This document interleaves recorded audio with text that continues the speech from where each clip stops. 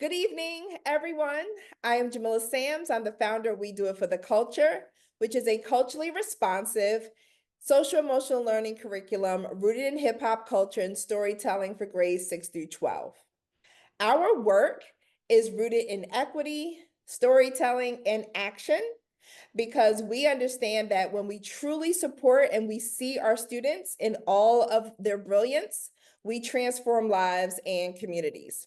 Today, we're diving into a conversation that is both urgent and necessary: how to effectively support migrant students and families in our schools. With shifting policies, executive orders, and a 24-hour news cycle filled with misinformation, it is critical that as educators and school leaders, we are equipped with the knowledge and the tools to advocate and uplift our students. We have some amazing panelists who are prepared to break down the latest immigration policies, including the most recent executive orders and proposals under the current administration and what they mean for our classrooms, our students, and our communities. So tonight, this is not just a webinar, it's a call to action. We're going to lean in, we're going to learn, and we're going to leave with some strategies to truly transform and welcome supportive spaces for our migrant students. I also call them Indigenous students because many of the students that we are referring to are indigenous to the lands that we now call North and South America. But students are coming from all over this world, but I wanted to make sure that we lift that up when we use the word immigrant and migrant. So I would like to thank our education manager, Kareem McQuilkin, for curating this really important conversation, and all of our panelists who are you going to hear from momentarily. And at this time, I'm going to turn it over to Kareem. So thank you all. Yeah, thank you, Jamila, for that great introduction and setting the tone for the conversation today. I want to thank everybody for being here with us this evening. This is an important conversation from three different perspectives in the way that people are engaging with these immigrant policies that are being like these executive orders. It's just a crazy time. So we're going to jump right in. We have Lam on, we have Mario on, and we have April on. I'm going to ask you to do a quick round of introductions. Just let people know who you are and just talk about the work that you do before we jump into the actual panel discussion. Want me to start? Hi, my name is Lam. I'm a journalist with an organization called Document It. We cover news and stories that are relevant to immigrant communities all over New York, and we try to do the best to do a mix of investigations, news stories, but also helpful guides for our audiences. And we serve the Chinese language community, the Haitian Creole community, and the Spanish language community in New York City. Thank you, Lam. Mario? How y'all doing? My name is Mario. I'm coming to you live from Denver, Colorado. Currently, I am an interventionist and engagement coordinator. I've worked in middle school settings, high school settings, charter school settings, public school. Currently, my role is to support students with academics, attendance, internships, jobs, and I also host community meetings. So we bring community partners into our school. We hook our students up with all kinds of fellowships and opportunities around the city. Specifically, my work centers around climate change and how that looks like at a local level, as we are in one of the most polluted zip codes in America, as well as what it looks like on a global level, and how things like immigration will continue to rise as a result of climate change. And good evening. I just want to apologize. I am slightly under the weather, so I sound a little congested. But I'm April Francis Taylor. I am an adjunct professor here in New York State, specifically in Long Island, but I'm also the acting president of Erase Racism, which is a nonprofit organization that works with school districts and organizations here on Long Island, as well as helps to fight for housing equity. So we specifically work for educational equity and housing equity as well. But my background started out as a social studies teacher for middle school and high school, as well as working on the New York State Education Department various uh, projects that they've had, most particularly in their culturally responsive and sustaining education framework, which has helped many of the school districts move forward to have a more culturally responsive lens, as well as their civic readiness task force, where we created a pathway for students to be able to graduate with a civic seal on their diploma. So really happy to be here with you all today and share some insights that I've had here from New York State in and around immigrant student stories. Yes. Yeah, thank you all so much for all of the great work that y'all are doing. We're gonna go ahead and jump right in. We're gonna start off by talking a little bit about TikTok, but I'm going to form the question in a way that is that's gonna get to the heart of the matter. So, Lam, this question is for you. You wrote an article titled "Misinformation on TikTok: How Document Examined Hundreds of Videos in Different Languages." Can you tell us why this was an important article to write in relation to how immigration policy is being covered in the media? So one of the things that we really like to think about when we are documented is to think about where do a lot of immigrants or people who may not be as proficient in English get their news from. And one of the things that we heard a lot from a lot of different migrants who came to New York City, whether it's people from Senegal, from China, or from other Latin countries, is that a lot of them watched TikTok when they came to the US. They said that they saw the American dream being delivered to them by all of these other influencers who were crossing the daring gap and who are doing these like crazy journeys to the US. But they all look really happy and wonderful, and life was great once they got to the US. And so a lot of people were kind of like encouraged to go take on this really crazy journey to come to the US because of what they saw on TikTok. And then what we also discovered was that a lot of immigrants and migrants that we talked to ended up staying on TikTok because it is one of the few places where they get news in their language, right? And so we wanted to better understand what is the type of information that a lot of people get once they're in the US on TikTok, because that is still the main source of information that they have. And we found that there's a lot of misinformation that they watch. So that's when we worked with a lot of Senegalese migrants, for example, they gave us a lot of insight into their viewing history. And we looked through 17,000 rows of like information of how people were watching TikTok. And we saw that they got a lot of immigration advice from influencers in Wolof, which is the language that they know. But it was a lot of misleading information that was already outdated when it came to them, or that was just plain false. And then we wanted to take a better look at who are the influencers who are targeting a lot of migrants and immigrants. And a lot of them are people who are either trying to get a quick hit, like a lot of people who are posting viral videos of deportations, of apprehensions on the border that create a lot of fear, but they don't tell you anything about what's going on. That might even be the wrong videos from the wrong place. There might be videos from years ago. But all of this is like sort of part of the frenzy of what people see. We also saw a lot of scammers, of people who come in and are like, "You're afraid of getting deported? Come to me. I will fill out this form for you. All you have to pay is $20, $50, $100." So we see a lot of predatory people in this space right now who are using social media to target people in a time of fear and confusion.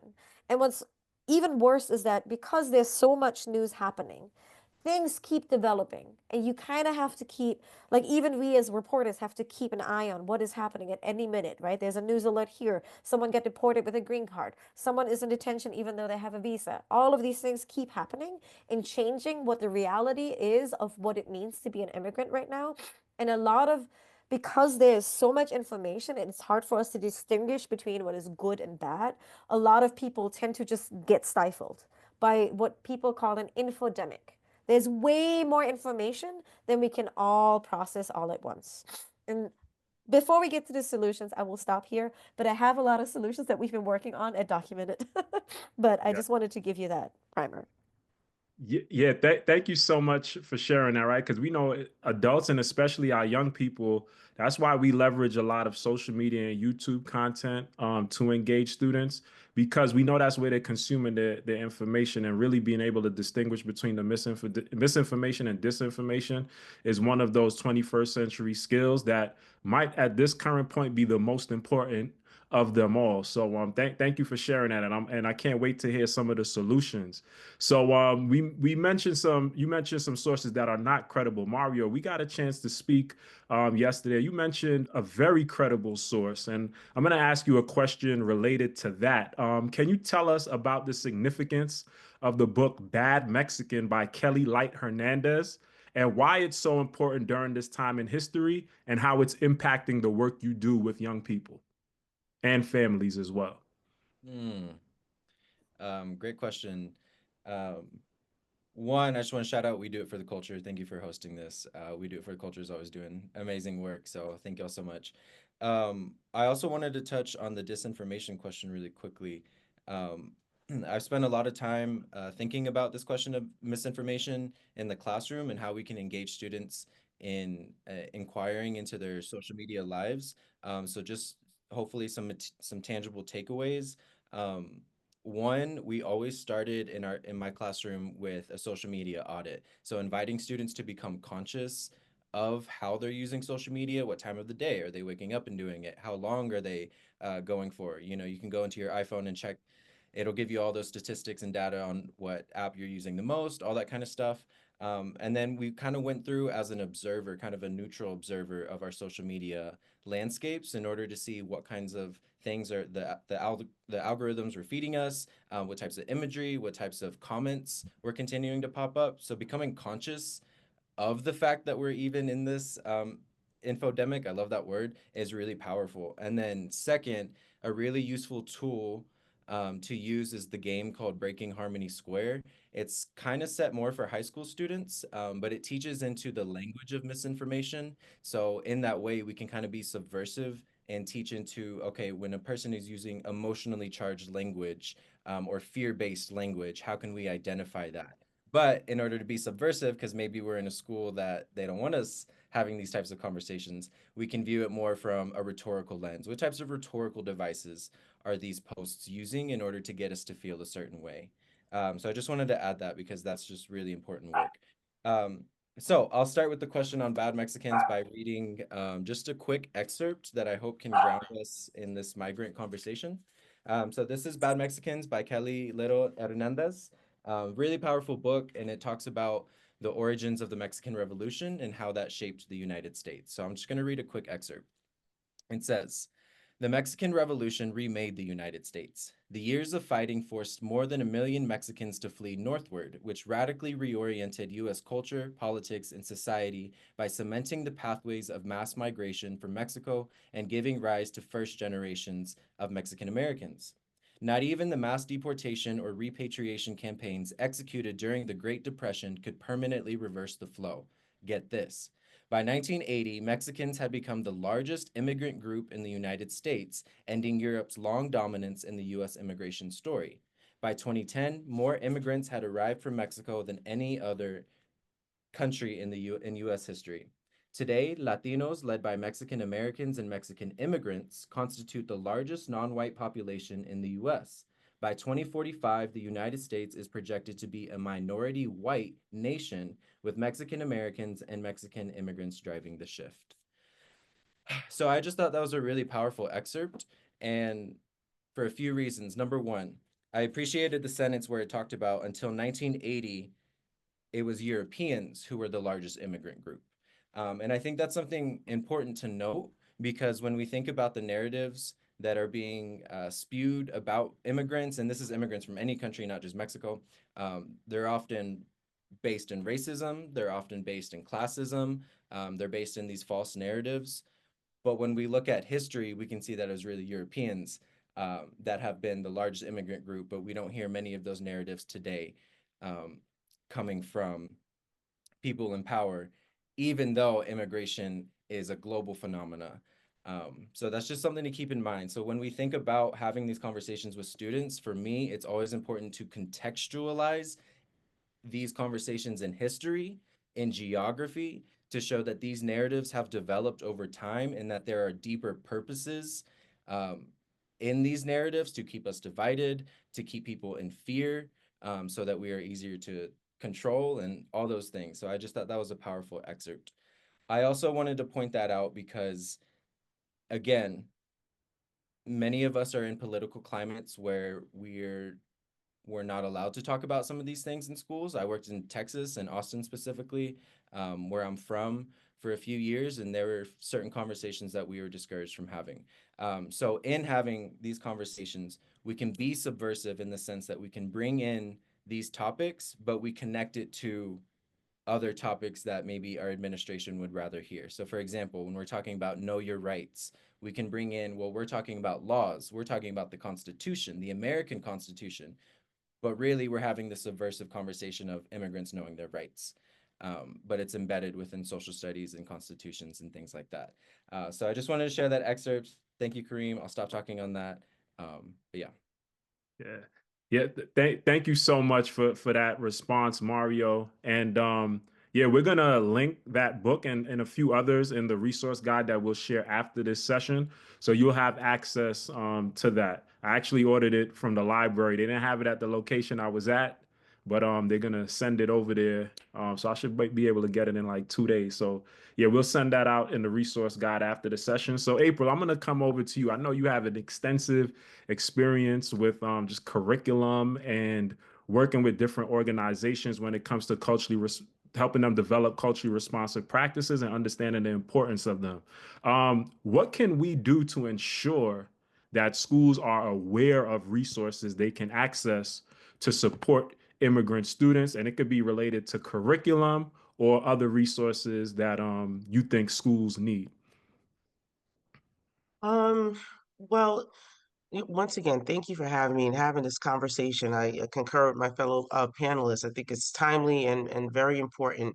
One of the main resources, and I would say here for New York State, right? We were very indebted, or it's a priority for us to still center culturally responsive education and utilizing the framework that we have, which is centers around the four principles. And one is creating that welcoming and affirming environment for our students where we're affirming our identities. I think reaching out to various organizations such as the one I'm at now, Race Racism, and knowing that there are organizations that center this type of perspective is important. I do believe that webinars such as these are important for educators to participate in as well to get resources. But I also know that educators have to do their own self-work. And that's a big part of what the framework talks about, right? You have to know who you are first, understand your own biases, and then for you to then work on how you can connect with your individual students. So I liked how Mario talked about understanding, that we can utilize this information within our curriculums. One way that you can do that is understanding that the United States is a foundation of immigrant stories, right? There is, unless you're indigenous or of Native American descent, we are of an immigrant nation. And so when you know your own history, when you know the history of the United States, it's easier to speak on or have this conversation. And whether it's having a conversation, and I could talk to that a little bit later about the historical various policies that the United States has had around immigration, or we're talking more about the contemporary policies, you're able to compare and contrast, right? That based on the political landscape of what's happening in the United States, we either are very open to immigration or we're very closed to immigration. And right now we're in this closed to immigration time period, but it ebbs and flows. So it's important for us to do our own work on our own selves and then be able to understand who our children are and be very aware of what's going on, but know that this is not static. It's never static. And that's a big piece of our democracy, being civically engaged. No matter what we're seeing right now happening, we also see the pushback of the legal system, right? We see a lot of our the judges and lawyers who are coming up and pushing back on some things that are not really aligned with our Constitution. So as people are looking for resources and may feel like in a little chaotic state of trying to make sure that they know how to support students in having these conversations, they have to also know, you need to know what our Constitution says, you need to know what the laws are saying, and that does take some time. So whether it's learning, utilizing TikTok in a more culturally responsive way, utilizing Instagram, utilizing some of your social media in a better, more informative way, and that's having media skills as well, so that you can then transfer those skills to your students. Those are some things people need, I think our educators really need to start thinking about. Um, and backing up and saying, what is my story, right? Going back to that self, I think about my own family story. I think most of us can think of who we are. Maybe it goes back a couple of generations, but for me, my parents are from the West Indies. My father is from Jamaica. My so my grandmother's from St. Thomas. And I have my own immigration story, right? And my husband has his immigration story. So there's some of us that can have that, and then there are some of us whose families are, from the United States, and what are the similarities and differences in those stories? So having those braving conversations within our own communities then allows us to feel more brave in having those conversations with our students as well. So there's varied points, right? Seeking organizations that you can get information from, finding out the tools that our own, teaching toolkits have. So as I mentioned, like the New York State Culture Responsive Sustaining Framework, utilizing social media with a more, intentional mindset, and then doing our self-reflection as well within our own communities and families and friends. Thank you so much for sharing that, April. Right, and I love how you focused on or educators have to be proactive, right, as individuals to seek out this information. So for instance, like they're here now on this webinar learning, and I'm learning as well while I'm here, right? And this is the way that we can hold ourselves accountable to learning more, not just wait on the state or wait on the city or wait on the district. And then that storytelling piece is huge, right? We learn so much from each other when we tell our stories. And that's one of the things that we highlight throughout the We Do It for the Culture curriculum is storytelling, and how that is a foundational element of hip hop culture. So I'm going to bring it back around to you, Lam. So when I was looking at some of the work that you do, I came across this term emotional information. So, can you explain what emotional information is? And can you provide any tips or solutions we can use to process it? Okay, I have actually just prepared this in the chat, so I'm going to hit return and everything is going to be here. Perfect. So one of the things that you mentioned, the idea of emotional information that is out there that is meant to provoke a feeling rather Yeah. than for you to actually take the information in. That is one of the first tell-all signs that something might be fishy about the information that you get. It is there to provoke fear, to provoke anger, to provoke maybe even elation and happiness and snarkiness. That is a lot of the information that algorithms on all of these platforms kind of promote, but also the kind of information that is there to manipulate you. And oftentimes when we try to tell, I've done a lot of workshop with, for example, a lot of senior citizens in the Vietnamese community. And more recently, we've done a lot more work with the Spanish speaking community, as well as the Chinese language speaking community, around how to distinguish between fact and fiction. And oftentimes it is helpful for people to stop, to stand back, and then to really think about and look at the way in which they might be manipulated by certain information. There is a really helpful term that a lot of researchers around misinformation have come up with, and it's the idea of pre-bunking. You know what debunking is, right? When you see something wrong, you debunk it.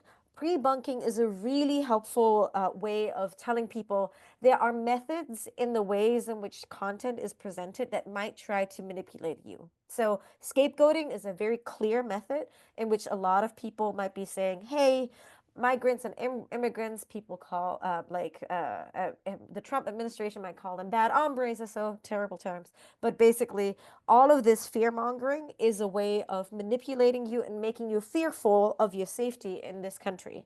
And that then, knowing these methods can help people who are encountering information in the wild really figure out how to stop for a second and see, wait, is this information actually really helpful for what I'm trying to look at? Is this information real? Is it just one fact and then a lot of opinion around it?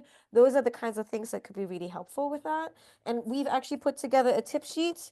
It's one of the Dropbox links that I've put in the chat has this tip sheet in English, in Spanish, in Bengali, Khmer, Vietnamese, traditional Chinese, and simplified Chinese. Khadija, who's on the call, helped us print all of these. But all of these kind of tip sheets can hopefully help people find a few clues on how to better distinguish between what is coming to them to really make them fearful and what is actually helpful, valuable information.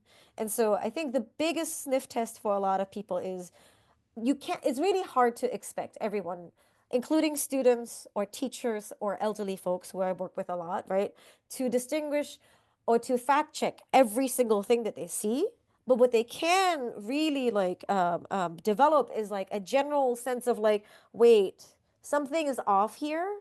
And before I make any major decisions that are important to my life based on this information, let me feel out, like, let me see how they make me feel. Are they making me feel kind of like extreme emotions? If so, then maybe we can use a method, and it's in the little tip sheet as well, called SIFT, where you stop, you investigate the source, and you're like, who posted this? Where's this coming from?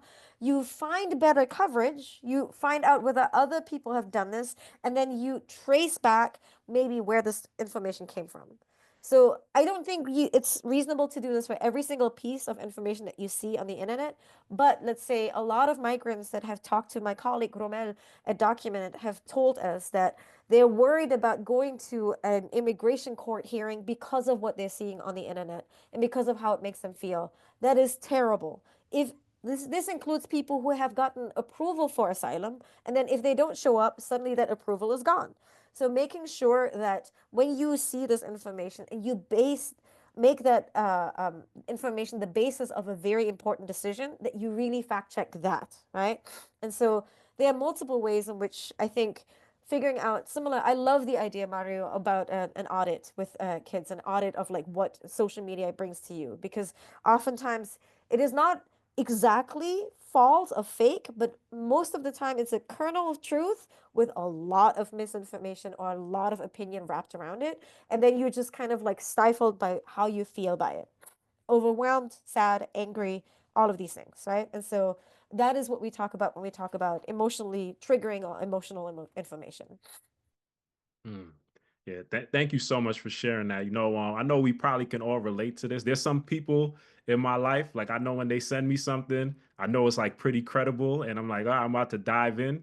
And I mean, I still, have to fact check and things like that. But then there's other people who send me things, and I'm like, I know I'm gonna have to fact check this, right? And emotionally, I already get a little wary of like, where did you get this information from? Yeah, and that term that you mentioned earlier was we're in an infodemic, right? So yeah. Thank you for breaking that down, Lam.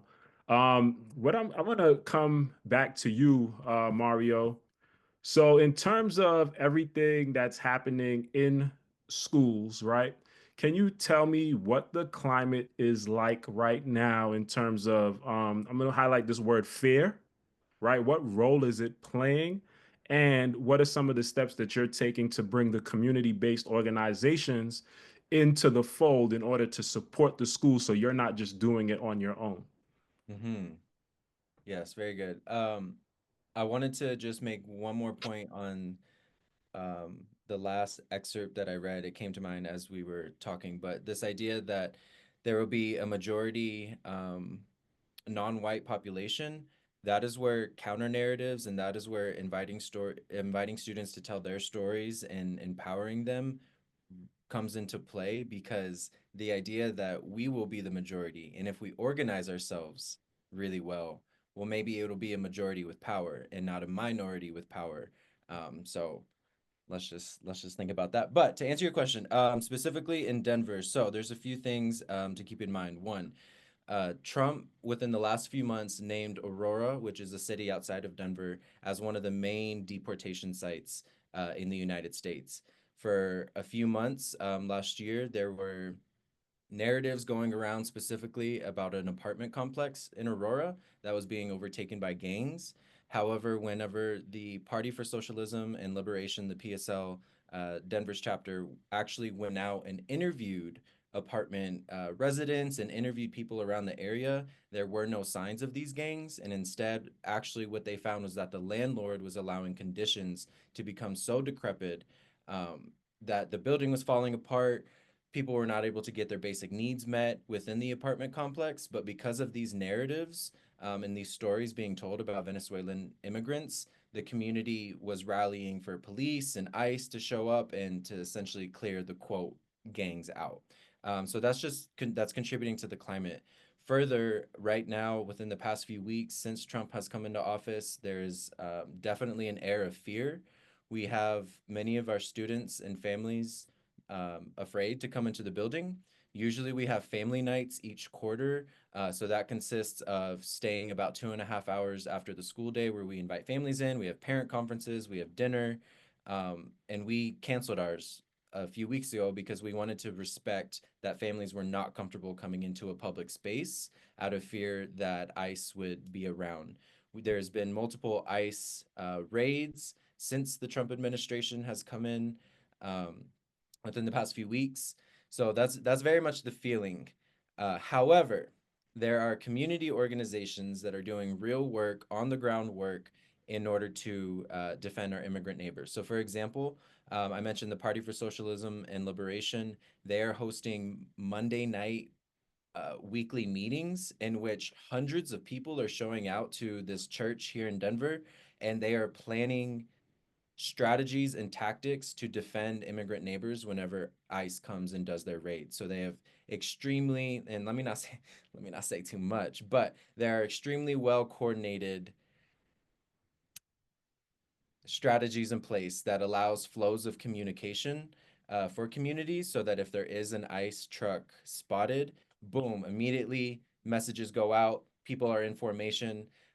2 nights ago, for example, a really well-known Denver abolish ICE immigrant advocate, her name is Jeanette Vizguera. She was detained, and within an hour to 2 hours, there were hundreds of people outside of the GEO detention office rallying for her and making sure that she would not actually be deported. They were blocking trucks, they're blocking police. So people are on the ground doing this work.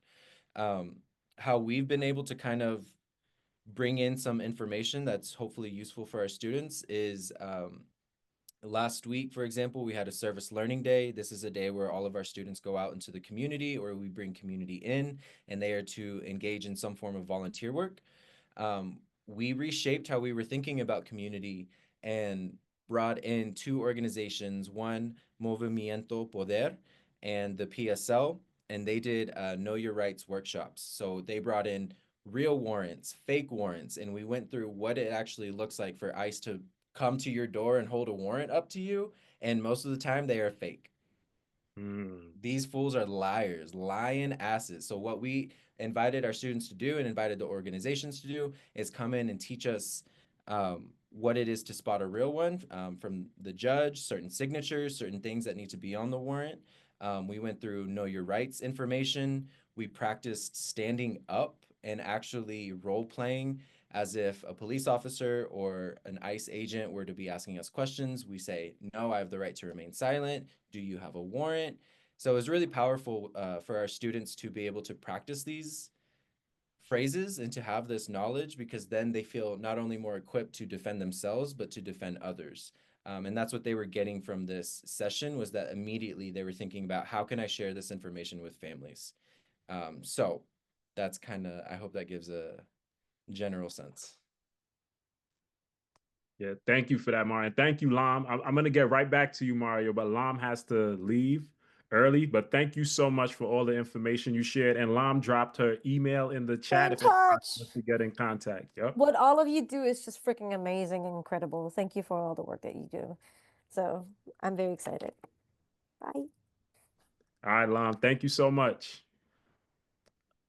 Mario, can you share the name of the organization that was in the church one more time organizing? Yeah, that's the Party for Socialism and Liberation. I know they have other chapters throughout the nation, but yeah, that's our Denver chapter hosting those meetings. So Party for Socialism and Liberation. Hmm.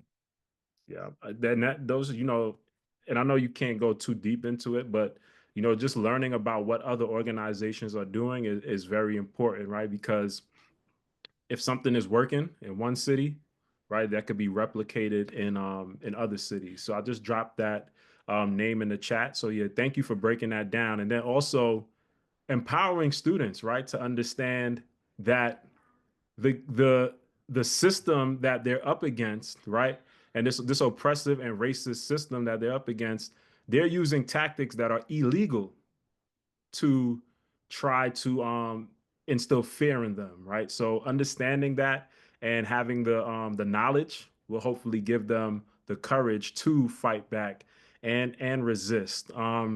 That brings me to a question that I have for you, April. So I know, I was a social studies teacher as well, and I know diving into these topics, it could be very heavy on the soul, right, and the heart. When you're talking about tragedy, genocide, oppression, racism, all these things that play a role, right, in our society, and talking about it unit after unit, right? What are some things that you do to remain motivated and inspired to take on this work, especially when and you have experienced a lot of the resistance that comes from doing this work, right? What do you do? How do you stay inspired and motivated? Um, well, that's a good question, Kareem, and I really have to, think about those before us. And the late great John Lewis said, "You have to get into good trouble, necessary trouble to redeem the soul of America." So we wouldn't be sitting in this, webinar together having this conversation if it wasn't for folks like Martin Luther King and Malcolm X, for Cesar Chavez, Dolores Huerta, Rosa Parks, right? And we can continue that list, but they were average people, right? So one is getting into community, as Mario shared, and collaborating with various groups. I just talked about the organization that I'm acting president right now, which is Erase Racism. It's a nonprofit. Those are people who are doing the work, right? Coming out, advocating for legislation, working with various people in the community. And some of the people on my board are about in their 90s. One of them helped to write the Voting Rights Act and the Civil Rights Act under the Jimmy Carter's administration. So they still do the work. We just recently in New York State lost our New York State NAACP president, Dr. Hazel Dukes, affectionately known as Mama Dukes. She was 92, but still doing the work, right? That just shows you that there's never a time that you actually stop. So the resistance just shows us that we, have to still come together. And the fact that there is resistance reminds us that we're doing something right. And so that empowers us to continue to do it. So one, community and collaboration with those who are do like-minded and want to continue to fight together. I'm also part of an organization called the Long Island Latino Teachers Association. We just held a couple of webinars for educators in our region with the State Education Department and the New York State Teachers Union to share with teachers and others in our community about Know Your Rights so that they can work with their school district on that topic. We talked about the impact of the executive orders or the Dear Colleague letter to schools from the State Department, from the Federal Department of Education that was pushing back on DEI. So helping to give educators some support there, participating in this webinar. So this is what helps me to stay encouraged to want to continue to fight back. I think the other piece is empowering our students. So part of what we do at Erase Racism is we have student leadership forums. We recently just had 20 districts from our region with over 200 kids come together. And it was all put together by our student task force. And in that conference, they spoke about structural racism on Long Island, the history of it, how the school districts are redlined based on the history of that. And then the students went into breakout rooms, which was also student led. They were able to mix across districts, talk about the issues that they're seeing, and then talk about some of the solutions that they want to help solve these problems. And then the next steps would be that they can come to a summer leadership program and see, their projects come to fruition. So the students really also give us hope because they're the future generation leaders. So hearing those conversations across a diversity of socioeconomic and race and ethnicities in that one room was so empowering. That lets me know that we do have um, a future of students that are not going to be okay with what's going on. And I say the third piece is the healing centered instruction. We have to understand that with all of that, we do need to take a pause sometimes for self care and realize that we do need to heal.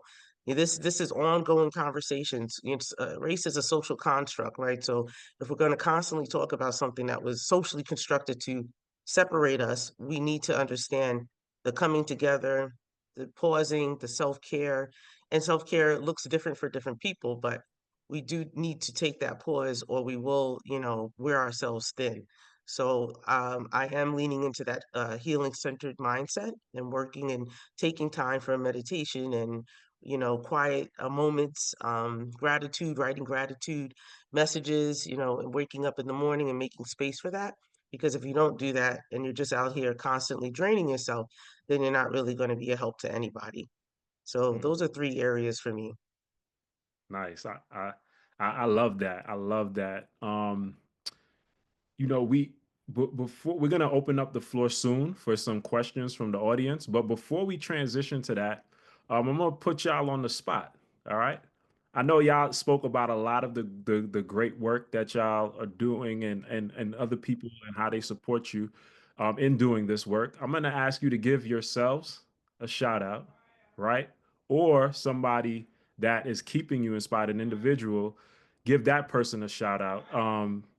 In this time because we know that we need individuals that are on our side. So like for me, the whole We Do It for the Culture team, like Jamila, Kayla, Liz, we came together to put this together. And I know that the fact that we're here today and it's actually come to life, that's something that I'm inspired by my team that I work with. So I want to give y'all all a shout out. But I love to hear from y'all. And don't be afraid to give yourself a shout out too. All right. So I'm gonna ask y'all to do that, and then we're gonna transition to some Q&A from the audience. And could we also ask everyone in the chat to go ahead and drop somebody that they would like to shout out or yourself? I think for me, it's educators in general, and I'm gonna go with that answer because we are expected to play so many roles in this world. We're expected to teach the content. We're expected to make sure kids are safe, to make sure that they're well behaved, that they're ready for the next steps. And yet at the same time, this world is changing so fast right before our eyes on political levels, economic levels, environmental levels, and now we're expected to turn around and support all of our incoming migrant students in a climate that is not support. So my appreciation is for everyone who shows up and does work in community. I've been so inspired. I shared how one of our community members was detained, and immediately within hours hundreds of people were out. That is who I'm inspired by every day, are people who are putting on a brave face and showing up for other people, and that's the only way we're going to get through this. And we will get through this. Um, I concur with Mario, but I will say for me, Christine Waters is she's a New York State NAACP state well the chair. She's a retired educator. She reminds me of Rosa Parks in many ways, and she has been very supportive of the work that I've been doing. And just the fact that she's like in her late 60s and she'll send me an email or give me a call and say, "Did you see this?" or how are we going to address this or help this student or this family? And just to see the amount of um, energy that she's still putting towards all of this, even though she's retired, reminds me that I'm in my 40s, that I need to keep showing up. And I can't, say I'm going to get overwhelmed and I'm going to go hop on a trip and say, I just got to escape. But I got to stay, the course, because there's so many before me who have stayed the course that I wouldn't have the opportunities that I have now if it wasn't for those people. So this is our moment. And I would, even though I've been teaching about this topic for so many years, I now understand what it feels like to have to stand up for others. And that comes with cost sometimes. You might lose something. What are we willing to put on the line for other people for doing the right thing? And there's so many have even lost their lives for us. So I think we have this time to do that, and it's making us really do that self-reflection of what it means to be a social justice warrior. So I'll put her name out there into the air, as there are many others, but I want to speak to Christine Waters for today. Christine Waters. Shout out to all the educators and shout out to Christine Waters. And as I'm listening to you all speak about people, especially those who came before us, Jamila introduced me to one of her mentors, the founder of Coastbach, Ronald Walker. And he was giving a speech in November. And he said the real AI is ancestral intelligence, right? Not artificial intelligence. And that's what that word just that term just keeps coming up to me. When he said that, it resonated. As I'm listening to y'all, that's what's coming up for me. So I'm going to open up the floor now for you all to ask some questions. So feel free to come off of mute, jump in. You can ask a question verbally, or you can ask a question in the chat. To any of our panelists, the floor is open. The mic is yours. So feel free to jump in.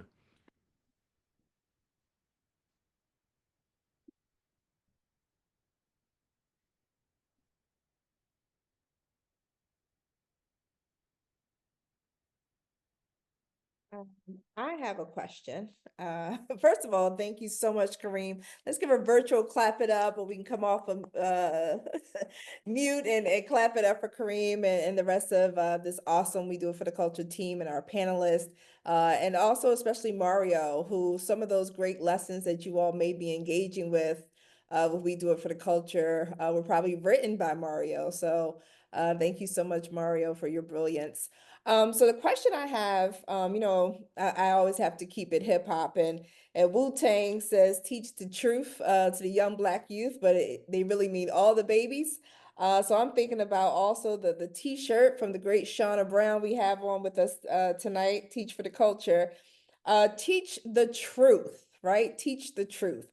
So when I think about just historical context and I think about social studies, and I think about humanity, like how important is it for us to be as truthful as possible, especially during these times, and not water down accurate history, right? And so I talked about earlier, we're talking about migrant students, and those are students that are coming from all over the world, because again, unless you are indigenous to the land we now call America, North America or South America, you have immigrated or you were brought here, unfortunately, against your will through the Atlantic slave trade or other slave trades, because Africa was not the only place where people were brought here to be enslaved.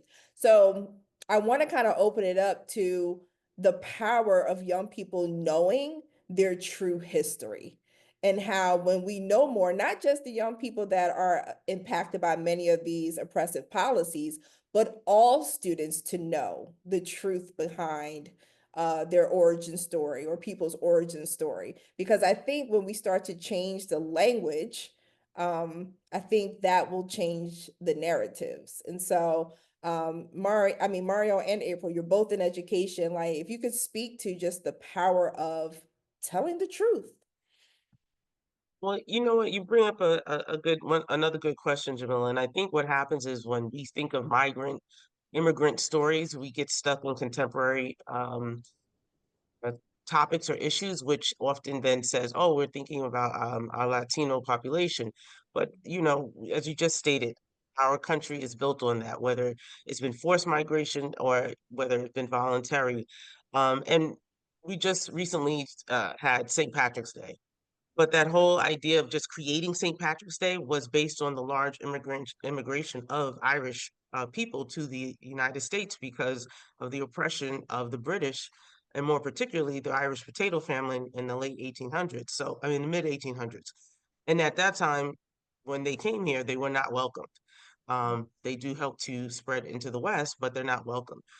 How do we ensure to connect that there was policies, that there was laws that were not welcoming to the Irish, just in the same way that today we're doing something similar to our most recent migrant families that are here?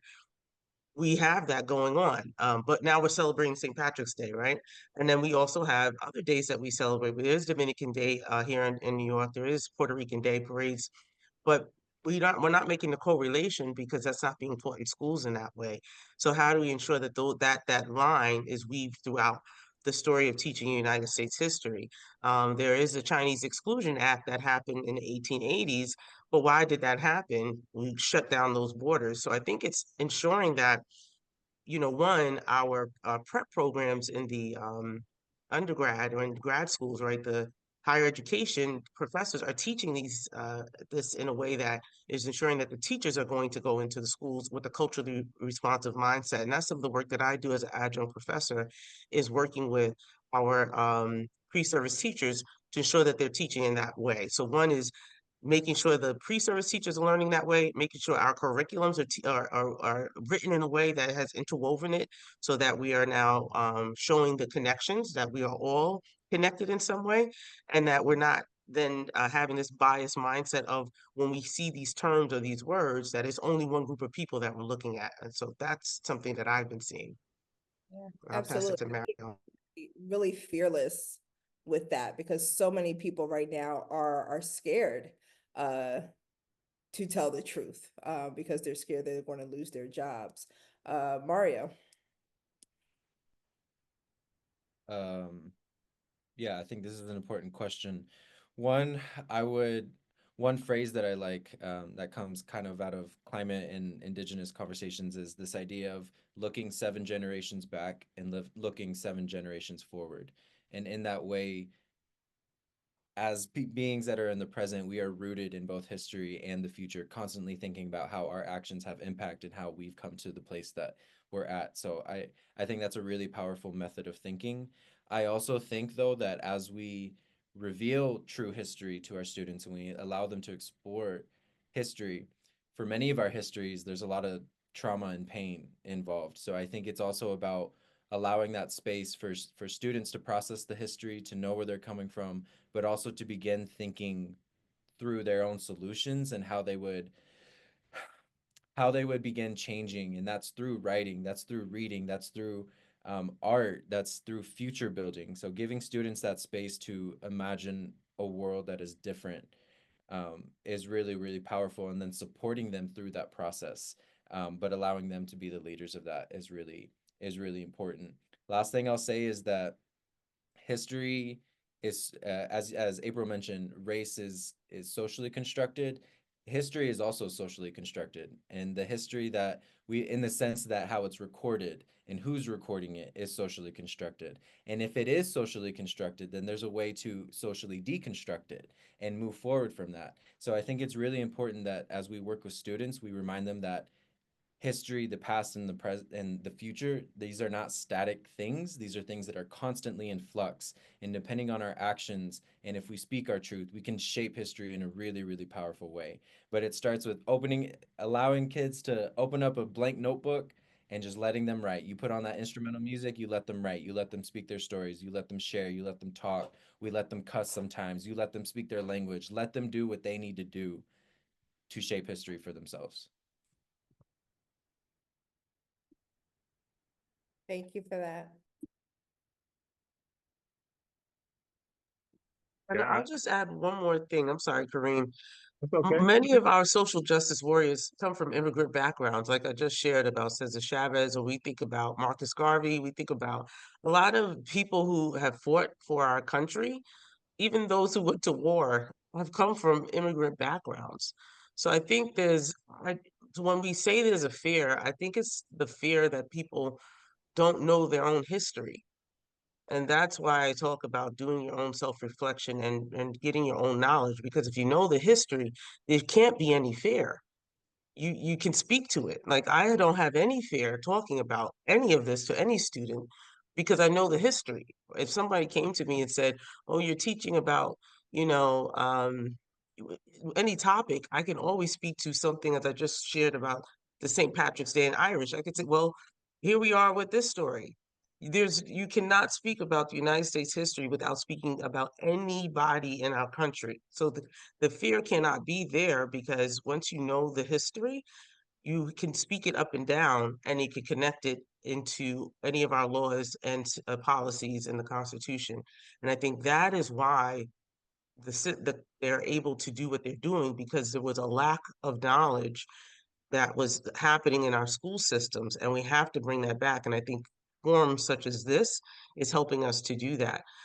We are getting information so quickly, and I see some of the TikToks because my son, I'm not a TikToker, but my son does use that. He's in his 20s. There are some that are very, informative, and it's so quick. And I'm like, I need to learn how to do this, because most people are getting information so quickly now that they rather get information that way. And how do we ensure that that they can get that information that's good, that's true, and that's going to help them move forward? That's the key. But when I saw the student leadership forum happen recently, it was a whole day forum, and the kids were engaged, and they were not on their phones.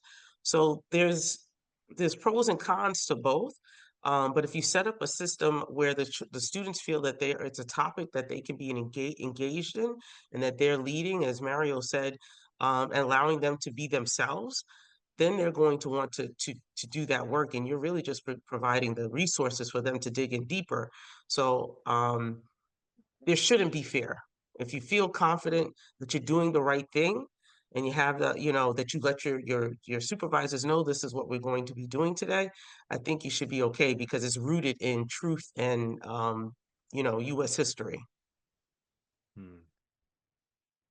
Yeah, that's powerful. That's powerful right there, right? And Mario, what you said about 7 generations in the past, 7 generations forward, somebody said, it reminded me of a quote I once heard, like the present is when the future and the past collide, right? That's when you get the present. And yeah, just think about the present times, even the presidential election and just that whole season, right? There was limited coverage on other candidates outside of the Republican and Democratic parties, right? You have people like Claudia de la Cruz, Cornel West, Jill Stein. There's other people who are running, but thinking about narratives, right? Why do those narratives get stifled? But yeah, this was a really, really informative conversation. I learned a lot. I'm glad that I was able to be in space and share space with you all. Jamila put in the chat, please share any questions that you may have or how you're creating spaces of belonging in your schools and organizations. Thank you, Shauna Brown. Shout out to Teach for the Culture and all of the work that you are doing. But is there anything, and I'll just drop the session resources. That's our PDF with a lot of the information that was shared in this session. And we're going to go back through the chat because I see some more stuff was shared and we'll get that out to you. But are there any closing remarks that, you all want to share? Anything that you didn't get to share that you want to share before we close out today's session?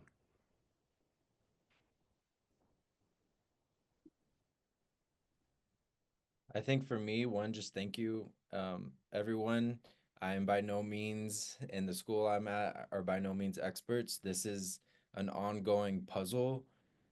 So just know, like, you are in a community of educators that are doing work similar to you, and we got to have each other's backs.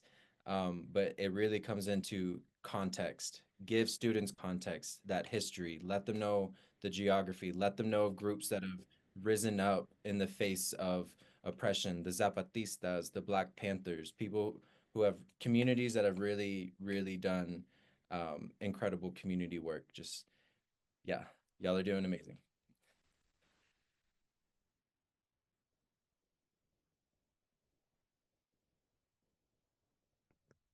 April, is there anything else that you want to add or? Um, no, I agree. I'll just stick with John Lewis, only because I'm feeling a little tired now. Get into Yeah. good trouble. That's me. I'm about that life. So I get the fear, but if we don't do it, who else? If not us, then who? right? There's a poem that speaks to when they came for, one group, others were standing around. When they came for another group, others were standing around. Then when they finally came for you, for me, there was no one left. So we can't stand around. You have to speak up. So I'm here for that. And so I appreciate you all for coming on. We need to get into good trouble. All those other folks, they were old. They're older people, not to do ageism here, but they were still they're still fighting that it is for us. This is our generation, it's our time. Yeah. Thank y'all for that. And I'm looking forward to doing some more things in the future together with you, Mario. You family for life. You too, April. So I can't wait to get together again and see what we could come up with to inform the community and inform each other. Jamila, is there anything you want to add before we close out? I just want to say thank you all. This was a really powerful conversation. This is something that has been, just heavy on my heart. As we continue to work with schools all over the nation, we're hearing stories similar to what Mario just shared, where there's a lot of fear, and by the power of education in this moment in time, telling the truth, but telling the truth with love is just more crucial now more than ever. So just the fact that you all showed up tonight, you made the time in order to learn, to grow, to lead with love. We just ask that you share these resources with others, each one teach one. And thank you for everything that you all are doing for our babies, and thank you for everything that you all are doing for the culture. Yes, for the culture. Shout out to everybody that attended the session, that activated the chat. Yeah, I'm excited. Be on the lookout for more opportunities like this to learn with us. And again, the session resources are there. You'll have Mario's contact, April's contact, and yeah, we'll keep this community growing and connected. Yes, our next webinar is going to be all about the dismantling of the Department of Education. And so we are building out our panelists for that. So please be on the lookout for that. Another very important conversation for us to have at this moment in time. So thank you for everything that you're doing. Choose joy on purpose, and have a blessed day, everybody.